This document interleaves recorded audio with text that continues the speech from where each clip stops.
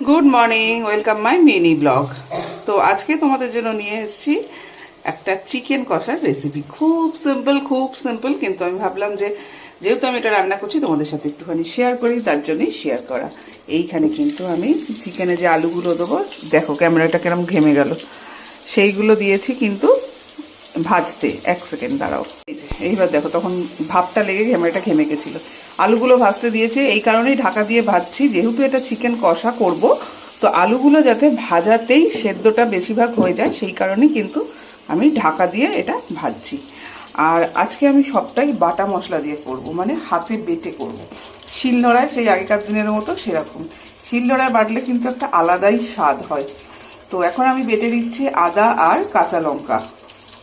লঙ্কা বাটা হয়ে গেলে বেটে নেব রসুন, একটু ক্যাপসিকাম দিয়েছি, আর এর সাথে সাথে দেব হচ্ছে আমি একটুখানি টমেটো, মানে এটা এখনো কাটা হয়নি, জাস্ট এখানে রেখেছি, এবার এটা কেটে নেব। তো পুরো রেসিপিটা তোমাদের সাথে শেয়ার করছি, দেখো কেমন লাগে তোমাদের। ও, যেটা বলতে ভুলেই গেছিলাম, সেটা হচ্ছে পেঁয়াজ কুচিয়ে নিয়েছি আমি। পেঁয়াজটা আজকে কুচিয়েই দেবো। একটা কথা বলি, এই পেঁয়াজটা কিন্তু আমি হাতে কেটেছি, মানে বটিতে, কোনো চপার বা কিছু কিন্তু আমি ইউজ করিনি। ঠিক আছে, তো অনেকক্ষণ বেশিক্ষণ লাগেনি, মোটামুটি তাও একটুখানি ধীরে সুস্থে বসে বসে পেঁয়াজটাকে আমি এরমভাবে কুচু করেছি, যাতে ভালোভাবে পেঁয়াজটা মেল্ট হয়ে যায়। তো এটা কিন্তু আমার হাতে কাটা, ঠিক আছে, এটা কোনো চপারে কিন্তু কাটা নয়। তোমরা চাইলে চপারে মিহি করেও কুচিয়ে নিতে পারো।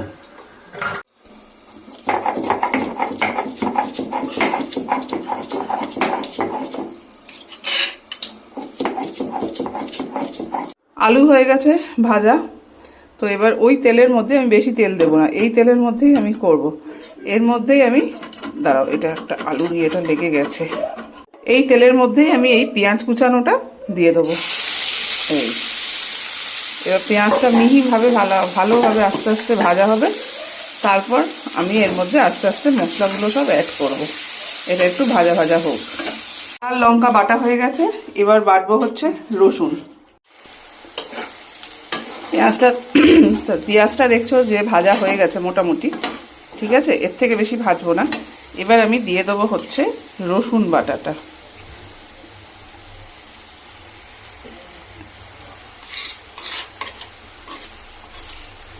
দিয়ে দিলাম হচ্ছে রসুন বাটা, আর তার সাথে দিয়ে দেবো হচ্ছে আদা বাটা। এই যে দিয়ে দিলাম আদা বাটা। এবার সব গুঁড়ো মশলাগুলো দিয়ে দেবো, একটু কমিয়ে দিই গ্যাসটা।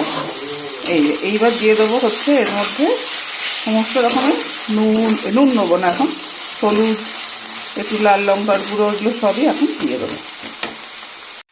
হলুদ গুঁড়ো দিয়ে দিয়েছি।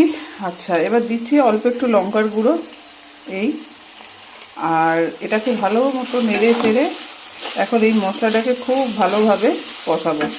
আচ্ছা, এর মধ্যে আমি এখনই দিয়ে দেবো হচ্ছে এই টমেটো কুচিটা, যাতে এটা একদম গলে যায়, এবং এটাকে আমি খুব ভালো করে আস্তে ধীরে সুস্থে কষাবো যতক্ষণ না মশলা থেকে তেল ছাড়ছে। দেখো মশলাটা কষা হয়ে গেছে, তেল ছেড়ে দিয়েছে মশলাটা থেকে, ঠিক আছে। এইবার চিকেনটা দিয়ে দেবো, এবং চিকেনটা দিয়ে আমি বেশ কিছুক্ষণ খুব ভালো করে কষাবো। মশলার চিকেন দুটোকে একসঙ্গে মিলে কষাবো। দিয়ে দিয়েছি চিকেনটা, এটাকে খুব ভালোভাবে মশলার সাথে মিশিয়ে দেবো এবং চাপা দিয়ে ভালো করে কষাবো। চিকেনটা আমি দিয়ে দিয়েছি, এবং এখনই আমি কিন্তু নুনটাও দিয়ে দেবো,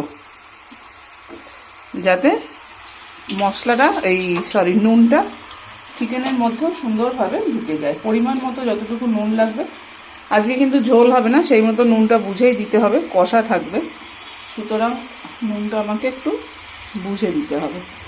দিয়ে দিলাম নুন। এইবার এটাকে ভালো করে ঢাকা দিয়ে দিয়ে দিয়ে দিয়ে সুন্দর করে কষাবো। যেহেতু মাংসটা একদম কষা হবে, আমি জল একটুও দেবো না, সামান্যই দেবো, সেটা তোমাদের দেখাবো। সুতরাং তার সাথে সাথে আলুটাও তো আমাকে সেদ্ধ করতে হবে, তো যার ফলে আমি আলুটাও এখনই দিয়ে দিলাম, ঠিক আছে। সাধারণত মাংসে যখন আমি একটুখানি মানে কষা না করি, অন্যরকম করি, ঝোল ঝোল মাংস করি, তখন কিন্তু আলুটা আমি পরে দিই। এখন আমি দিয়ে দিলাম, কারণ আলুটাকেও সেদ্ধ হতে হবে খুব ভালো মতো, ওই জন্য আলুটাও কিন্তু এখন এদের সাথেই সেদ্ধ হবে। একটা ক্যাপসিকাম ছিল বাড়িতে, যেটা কেটে রেখেছিলাম। ক্যাপসিকামটা নষ্টও হয়ে যাচ্ছিল, তো ভাবলাম না, কষা মাংসতেই আজকে ক্যাপসিকামটা দিয়ে দিই। তো এটাও কিন্তু এখনই দিয়ে দিলাম। একবার নেড়ে দিই।